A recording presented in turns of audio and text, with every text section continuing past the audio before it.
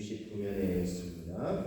요한복음 13장 1절에서 5절까지 말씀을 함께 보시겠습니다.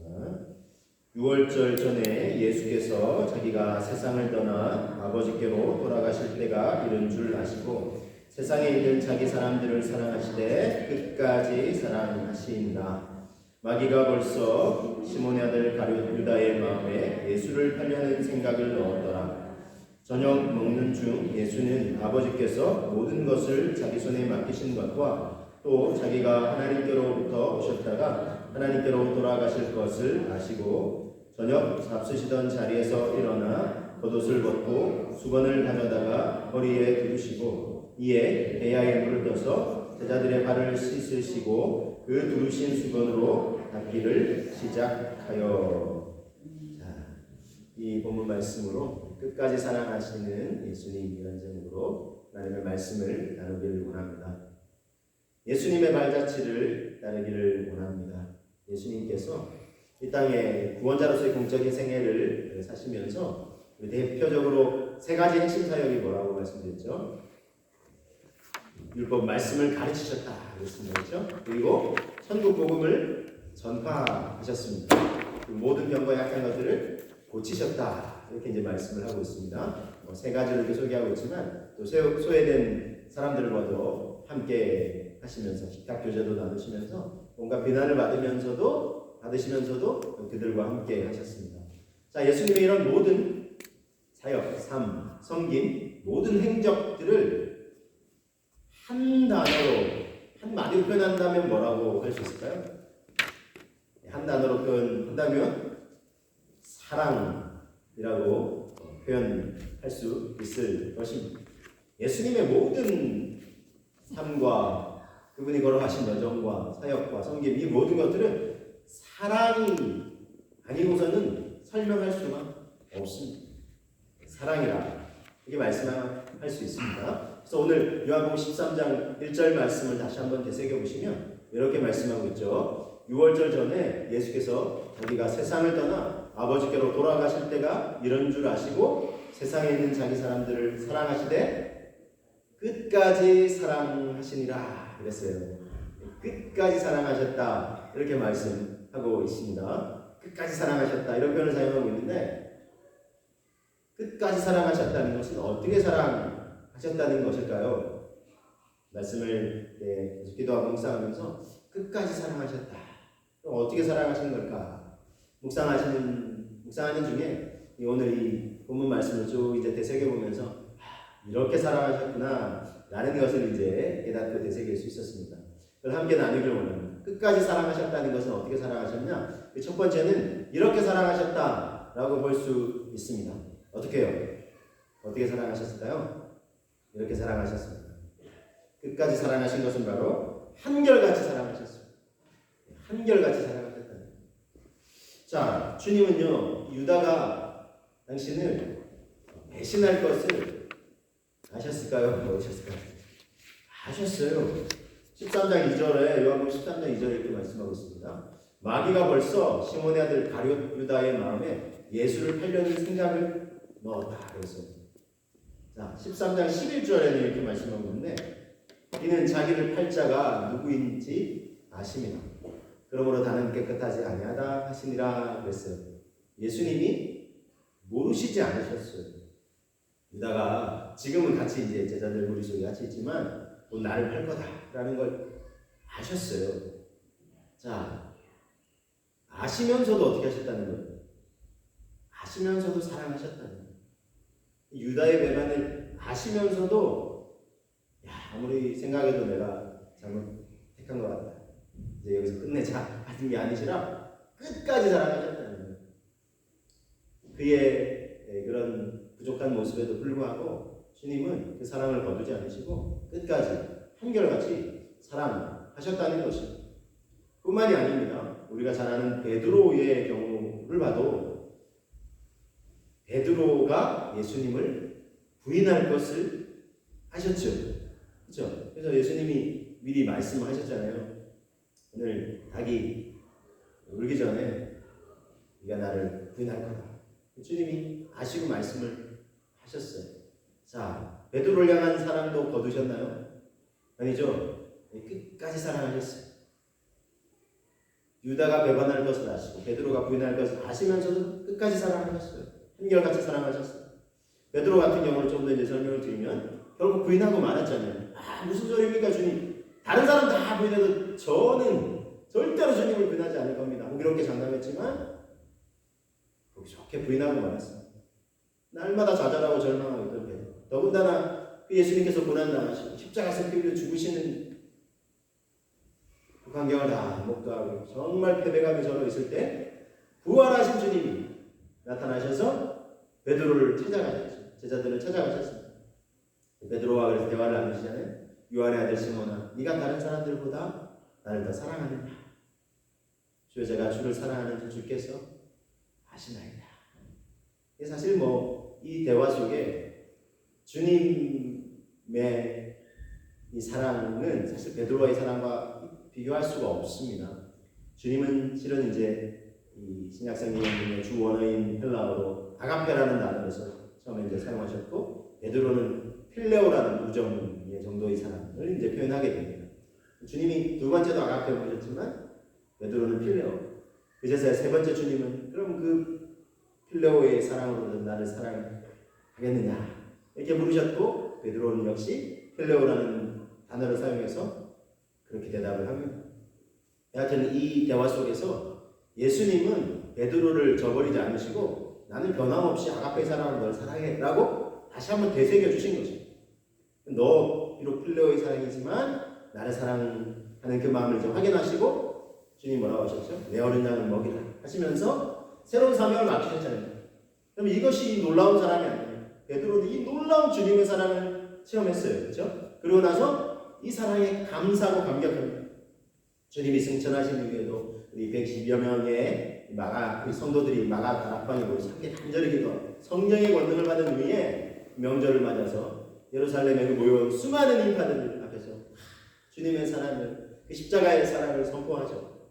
하나님이 그 조상 때부터 쭉 이어내려오신 그 역사 속에서 베풀어 주신 궁극적으로 예수 그리스도를 통해서 하나님의 이 놀라운 사랑이 이 정점에 다다른 그것을 이제 선포했을 때 그 메시지를 듣고 하루만 해도 3,000여 명, 5,000여 명 수많은 사람들이 주님께 돌아오고 하나님께 돌아오는 놀라운 역사가 일어나게 됩니다. 그 산 증인이 되었어요. 베드로가 그렇게 될 수 있었던 이유가 무엇이겠습니까? 주님의 한결같은 사랑을 확신했기 때문이죠. 그 사랑의 확신이 없었다면 베드로는 이미 실패자로 평생을 살아가다가 그렇게 생을 마감했었죠. 그 사랑을 확신하는 게 담대하게 주님의 사랑을 선포했고 많은 사람들에게 하나님의 그 사랑을 흘려보내는 도구요 통로가 된 것입니다.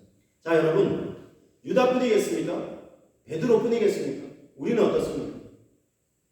혹시 여러분 한결같이 사랑하셨다 이 표현을 제가 썼는데 어떻습니까? 우리는 한결같이 그분을 믿고 그분을 따르고 그분을 사랑하고 있습니까?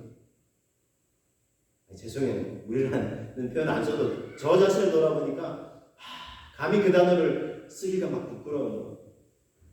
주님 제가 이렇게 도와주시면 이렇게 할게요 했는데 사실 못 지킨 것도 있더라고요. 제 삶에, 제 믿음의 여정에. 그러니까 한결같다 이 표현을 쓰기가 겁나는 거예요. 감히 하나님 앞에 한결같이 내가 주님 당신을 사랑하잖아요. 이 표현 쓰기가 사실 민망할 때도 있더라는 거죠. 그런데 어떻습니까? 우리를 향한 하나님의 사랑, 주님의 사랑 끝까지 그 이미 첫 번째 자는 한결같이 우리의 연약함 부족함 아시면서도 우리가 그분을 때로는 부인하고 때로는 배반하고 돌아설 지연종 우리를 향한 그 사랑을 거두지 않는 것이 끝까지 한결같이 사랑하시는 주님의 사랑 저와 여러분이 받고 있는 줄로 믿습니다. 지금도 우리는 그 사랑을 받고 있는 것 아니겠습니까? 맥스 루케이도라는 사람은 예수님처럼이라는 책에서 이렇게 얘기했어요. 하나님의 사랑을 인간의 사랑과 혼동하지 말라. 잘할 때는 보여줬다가 실수하면 줄어드는 것이 사람의 사랑이잖아요. 근데 하나님의 사랑은 그렇지 않아요. 하나님은 당신을 있는 그대로 사랑하신다 그랬어요. 실수해도 부족해도 있는 그대로 사랑하신다는 것입니다. 자, 우리의 모습이 이와 같습니다. 우리 당신은 사랑받기 위해 태어난 사람. 이 찬양 후렴가서 당신은 사랑받기 위해 태어난 사람. 지금도 그 사랑받고 있어요. 지금 한결같이 태초부터 시작된 하나님의 사랑, 우리의 만남을 열매를 당신이 이 세상에 존재함으로 인해 얼마나 참 존귀한 사랑이라고 하면서 이 찬양을 부르며 지금도 우리는 이 사랑을 받고 있는 줄로 믿으시죠? 네. 할렐루야. 우리 서로 한번 축복하실까요? 우리는 지금도 이 사랑을 받고 있습니다. 할렐루야. 우리는 지금도 이 사랑을 받고 있습니다. 할렐루야. 지금도 이 사랑을 받고 있습니다. 우리가 받고 있는 이 한결같은 사랑에 감사하시는 저와 여러분 되시기를 주님의 이름으로 축복합니다. 자, 그래서 한결같은 사랑 얼마나 참 감사한지요? 두 번째, 끝까지 사랑하신다는 또 하나의 의미는 남김없이 사랑하셨다, 이렇게 표현해 볼 수 있습니다. 당신이 이 세상에 있을 날이 얼마 안 남은 것을 아셨어요. 자, 그래서 이 주님은 제자들의 발을 이제 씻기십니다. 13장 4절에, 요한복음 13장 4절에 이렇게 이제 말씀이 보면 기록되어 있습니다. 저녁 잡수시던 자리에서 일어나 겉옷을 벗고 수건을 가져다가 허리에 두르셨다 했어요. 또 5절에는 이에 대야에 물을 떠서 제자들의 발을 씻으시고 그 두르신 수건으로 닦기를 시작하셨다 그랬습니다. 자, 우리가 잘 아는 예수님이 제자들의 발을 이제 씻기신 장면을 이렇게 소개한 거죠. 자, 역시 이 장면을 맥스 루케이더 이 목사님은 가장 숭고한 모습이다, 이렇게 표현을 했어요. 이렇게 설명합니다. 예수님께서 제자들 앞에 꿇어 앉아서 발을 씻기시는 모습보다 더 숭고한 모습은 없다. 그래서 세상에 있는 자기 사람들을 사랑하신 그분은 그 사랑의 마지막 한 방울까지 아낌없이 다 쏟아 놓으셨다, 이렇게 표현을 하고 있습니다. 이 책을 제가 조금 소개해드릴게요. 말씀을 준비하면서 하나님이 또 이 책을 통해 감동 주신 부분들이 있어요. 그래서 여러분에게 이제 소개를 좀 유통을 해드립니다. 자, 그래서 예수님의 말같이를 어떻게 따를 수 있을까? 저도 묵상하고 고민하면서 어떤 책도 좀 참고할까 하는 중에도 이 책을 또 주님이 주중에 또 묵상하게 해주셨는데, 예수님이 제자들 발 씻기신 것보다 숭고한 모습이 없다는, 마지막 한 방울까지 사랑을 아낌없이 쏟아 부어 주셨다 했습니다. 근데 이 표현을 한 이유가 있습니다. 자, 우선요, 발을 씻기는 것은 이 당시에 지금도 우리가 이제 비슷하지만 종이 주인에게 하는 행동이에요. 그렇죠? 발을 씻겨준다, 발을 이렇게 씻어달라고 하는 사람이 오히려 더 이제 높은 위치에 있는 사람을, 그런 당시에 있죠. 이 당시도 그랬어요. 이 당시에는 종이 발을 씻기는 거예요. 주인이 절대 종의 발을 씻기지 않습니다. 자, 그런데 예수님은 스승이시잖아요. 제자들이잖아요. 그럼 누가 누구의 발을 씻기는 게 맞아요? 그 당시에 관례에 따르면 제자들이 주님 발을 씻기셔야 되는데, 주님이 직접 허리에 수건 두르시고 대야를 딱 담으셔서 가져와서 제자들의 발을 씻기시는 거예요. 이 얼마나 아름다운 사랑, 낮아지시고 섬김의 사랑인가 하는 것입니다. 더군다나, 자, 12제자 중에는 앞서도 이제 말씀드렸지만 유다도 지금 포함되어 있어요. 그렇죠? 유다도 포함되어 있습니다. 유다의 발은 안 씻기셨을까요? 말씀 어디 주석이나 책을 다 참고해봐도, 우리 성경 구절 다 이렇게 꼼꼼히 이제 자세히 봐도 유다는 빼고 씻기셨다는 표현이 없어요. 유다까지 포함해서 발을 씻기신 거예요.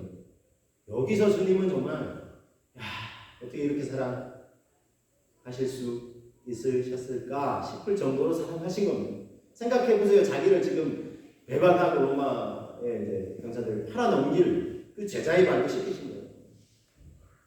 얼마나 냄새나고 더러웠겠습니까? 자, 이 발 자체마다 냄새나고 더럽죠? 근데 그거 아랑곳하지 않으시고 씻어주셨고, 더 놀라운 건 지금 유다의 발까지 씻기신 거잖아요. 사람이 우리가 겉으로 드러나는 보기에 냄새, 이게 더러운 것도 더러운 거지만, 저 사람이 나를 지금 무시한다. 그럼 얼마나 그 사람 보기가 우리가 좀 그래요. 좀 역겹잖아요. 막 때로 이렇게 좀 제가 심한 표현을 쓰면 보기 싫잖아요. 그 사람은 그거 자체가 이제 이게 보기에 실제 냄새가 더러운 것보다 그 사람이 나를 무시했던 말, 행동, 눈빛, 이런 걸 알고 우리가 그 사람을 대할 때 얼마나 사실을 대하기 싫어요. 그렇지 않습니까? 근데 지금 예수님은 그런 유다의 발까지 씻기시고 계시는 거예요. 다르게 표현하면 기분 나빠서 나 못하겠어요. 저 사람 나 무시했잖아. 나는 누구는 자존심도 없는 줄 알아? 사실 그렇잖아요. 사랑하기 어려운 이유 중에 하나가 뭐예요? 자존심이 내가 지금 무너졌다 싶을 때, 저 사람 나 무시해서 저거 나도 무시할 거야. 시가 뭔데? 이래서 우리는 사실은 끝까지 사랑하는 것이 실패하는 경우가 종종 있다는 것입니다. 그럼 솔직히 그렇지 않습니까? 이 정말 나를 무시하고 나 정말 이러면서 우리는 사랑하려고 하다가도 그냥 딱 접어버리고 포기하는 경우가 돌아서는 경우가 참 많다는 것입니다. 근데 예수님은 그런 상황에 자기를 배반하는 제자의 말 얼마나 겉으로는 지금 아닌 척하고 앉아있거든요. 근데 예수님 다 아시잖아요. 하나님 얼마나 역겹겠어요. 그 모습이 아닌 척 끝까지 지금 부인하려고 하면서 앉아있는 그 모습을 다 아시면서도 주님은 한마디로 얘기해서 자존심 다 내려놓고 지금 다 남김없이 사랑하고 있는 것이 상대방이 나한테는 기분 나쁜 행동, 내가 기분 나쁘고 그런 모습 다 내무너진 자존심 다 내려놓고 사랑하고 있는 것입니다. 그러면서 주님은요 제자들에게 이런 말씀을 남기셨어요. 요한복음 13장 34절 35절에 이렇게 말씀했는데 새 계명을 너희에게 주노니 서로 사랑하라. 내가 너희를 사랑한 것 같이 너희도 서로 사랑하라. 너희가 서로 사랑하면 이로써 모든 사람이 너희가 내 제자인 줄 알리라. 그랬어요. 예수님이 사랑의 본을 먼저 보여주시고는 너희도 이렇게 사랑하라고 했죠. 그럴 때 모든 사람들이 너희가 내 제자인 줄 알리라. 그랬습니다. 여러분 우리가 사랑으로 섬기는 모습을 볼 때 우리가 예수님을 따르는 사람들인 줄 알게 된다는 것입니다. 오늘날 기독교 또 개신교가 많이 사회로 지탄과 욕을 먹는 이유 중에 하나는 믿음은 어떻게 막 추구하는지 모르겠는데 사랑은 저버린 거 아닌가 이런 사실은 이야기도 종종 듣게 됩니다. 물론 우리가 아쉬운 부분도 있지만 또 오해나 이런 부분도 있지만 또 우리가 새겨들어야 될 부분이 아닌가 싶습니다. 초기의 이 그리스도인들이요 기독교 역사를 쭉 보니까 그냥 심하게 이 전염병이 돌아서 수많은 사람들이 죽어나가고 지금 비슷하잖아요. 코로나 상황인데 사람들이 다 시체가 널려 있습니다. 아무도 시체를 치우려고 하지 않아요. 왜냐하면 그걸 빨리 치워야 다시 정돈이 되잖아요. 근데 어떤 무리의 사람들이 와서 그 일들을 하는 거예요. 선수 하라고 하진 않았는데 누구였을까요? 짐작이 가시죠? 그리스도인들이었어요. 그리스도인. 그래서 사람들이 나중에 그 사실을 알고 감동을 받아요. 저 사람 우리가 막 욕하고 저 사람 사자밥에 던져야 된다고 어떻게 저러지? 그 감동이 사람들의 마음 울리는 노가찬 놀이. 그래서 여러분 기독교가 얼마 안 가서 313년에 이게 국교화가 되잖아요. 그래서 어쨌든 사랑의 섬김이 있었다는 거죠. 예수님이 바로 내가 이렇게 사랑하는 것처럼 너희도 사랑하고 섬기라. 그래야 세상 사람들이 너희가 나를 따르는 사람들인 줄 알게 될 것이다. 이렇게 말씀하고 있습니다. 이 예수님처럼이라는 이 책에서 이 문장도 우리가 참 저도 이 주제를 가지고 예수님의 발자취를 따르자라고 이렇게 하고 있잖아요. 예수님처럼 이 맥스 루케이도라는 그러니까 저수라는 책에서 한 부부의 이야기를 소개하고 있어요.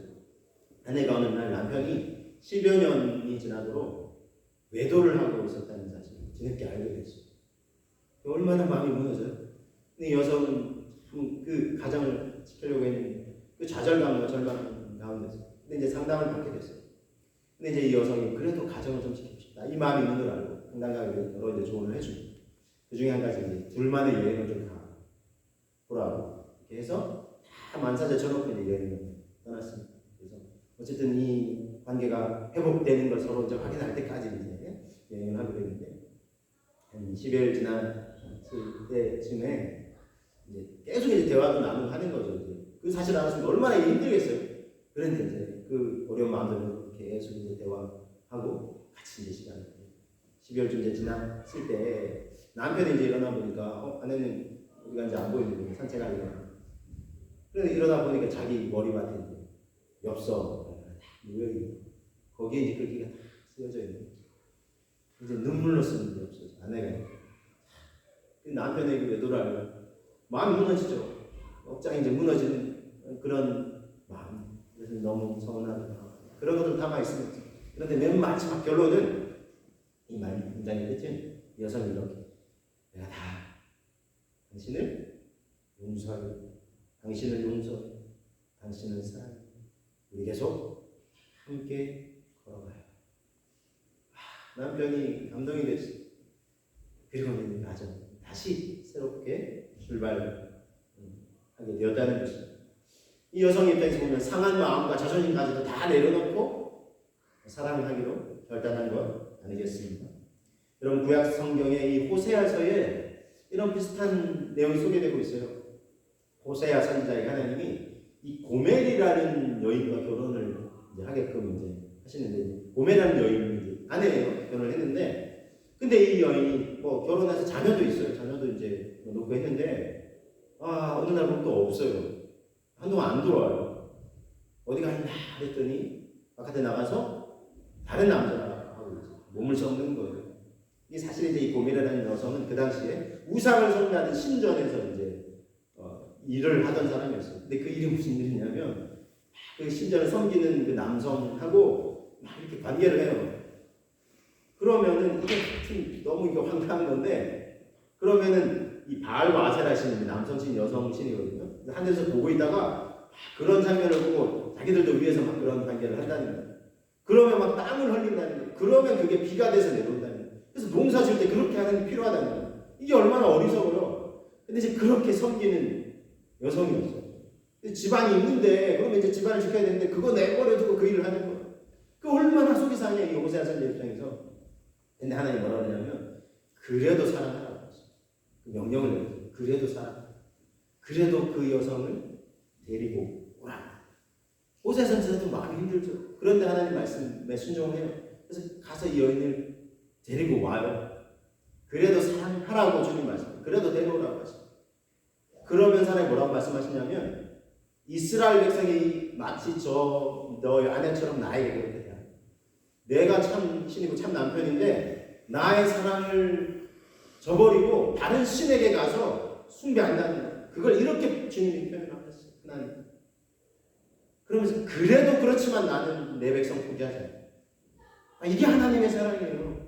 우리가 그분을 저버릴지언정 그분은 우리를 저버리지 않으신다는 거예요. 그래도 내가 사랑하니까 다시 데리고 와요. 그런데 그냥 데려올 수가 없어요. 값을 지불해야 돼요. 데려오기 위해서. 그래서 비싼 값을 지불하고 다시 데려와요. 여러분 하나님도 우리를 사랑하신 끝까지 한결같이 남김없이 사랑하신 그리고요 우리를 다시 되찾기 위해서 그분도 값을 지불하셨어요. 무슨 값을 지불하셨을까요? 예수 그리스도의 목숨값을 지불하셨어요.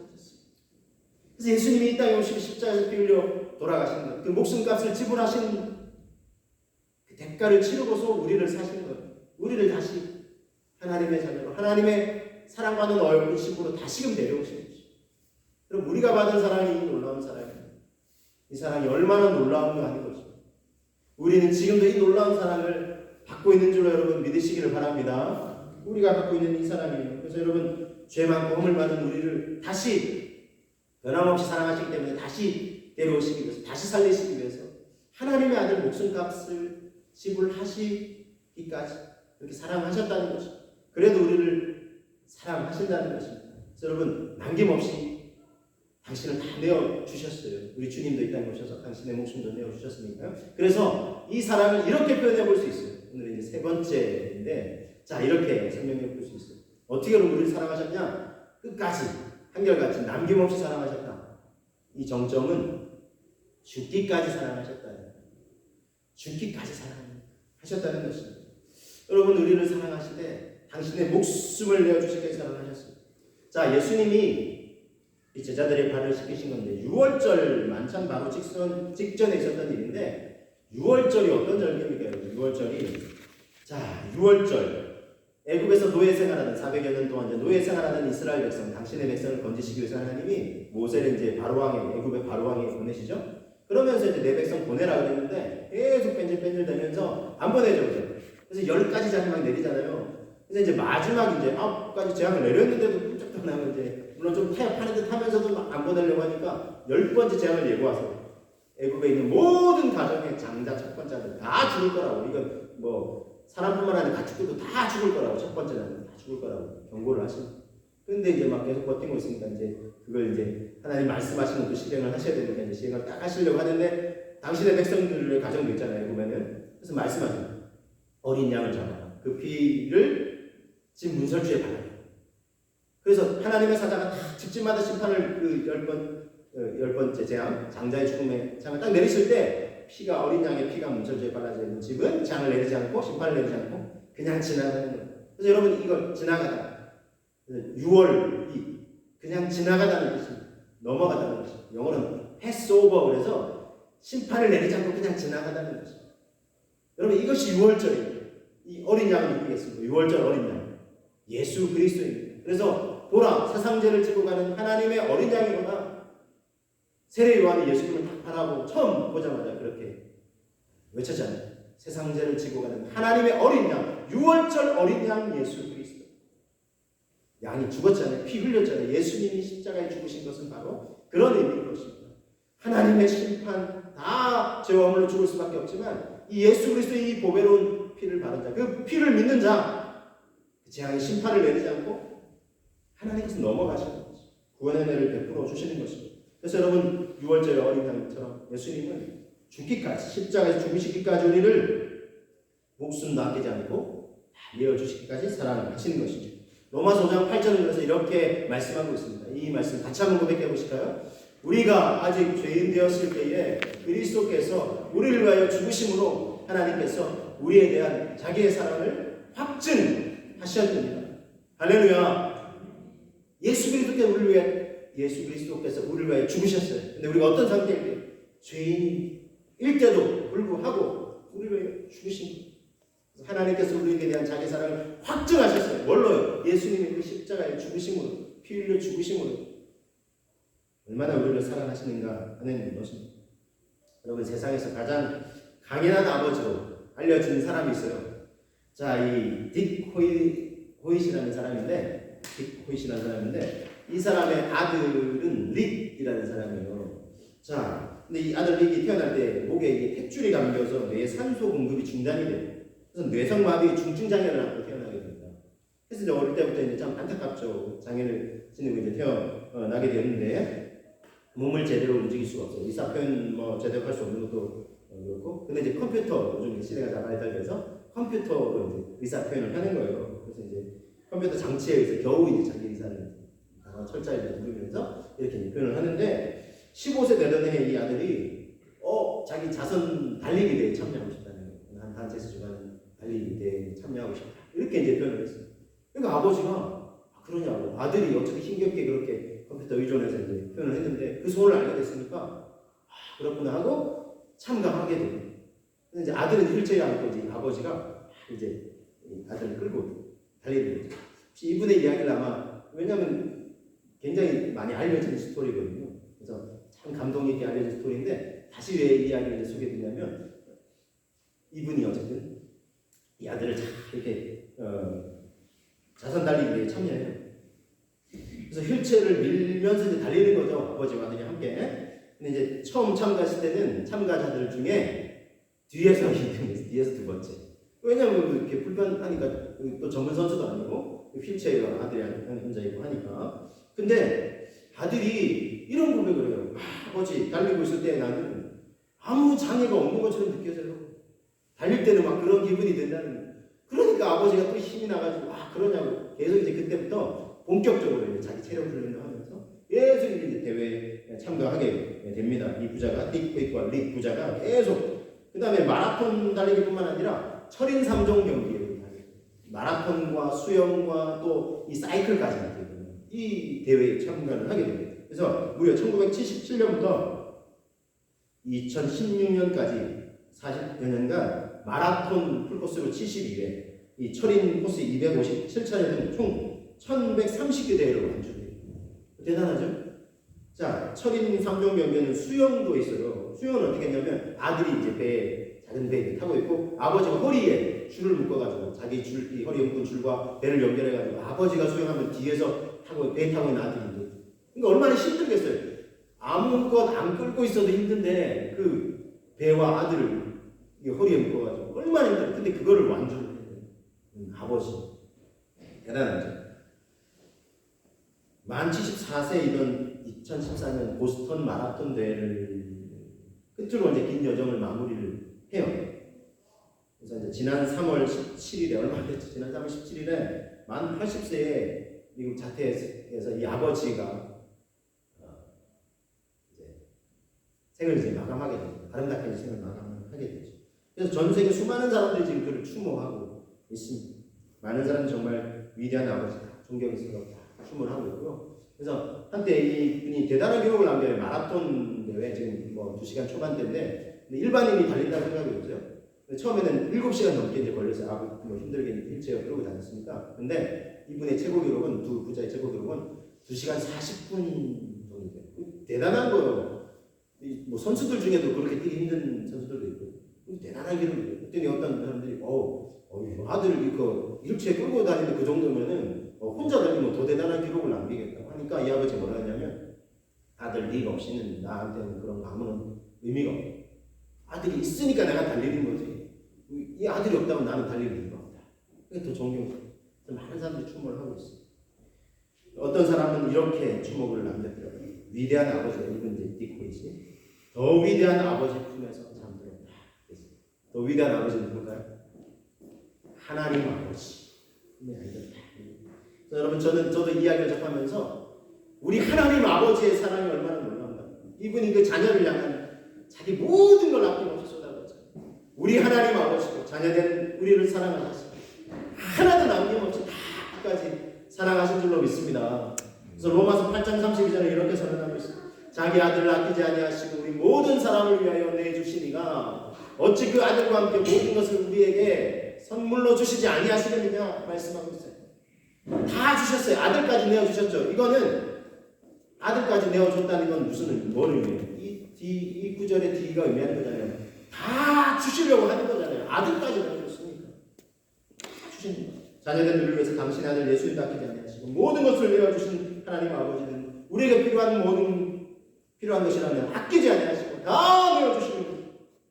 그렇게 아낌없이 사랑해 주시는 분이십니다. 여러분 이 사랑을 받은 자는 행복합니다. 이 사랑은 어떤 사랑입니까? 이제 다시 한번 마지막으로 되새겨보시면 자 예수님처럼이라는 책에서 맥스 루케이도가 얘기하는 것을 제가 마지막으로 한번 소개해드립니다.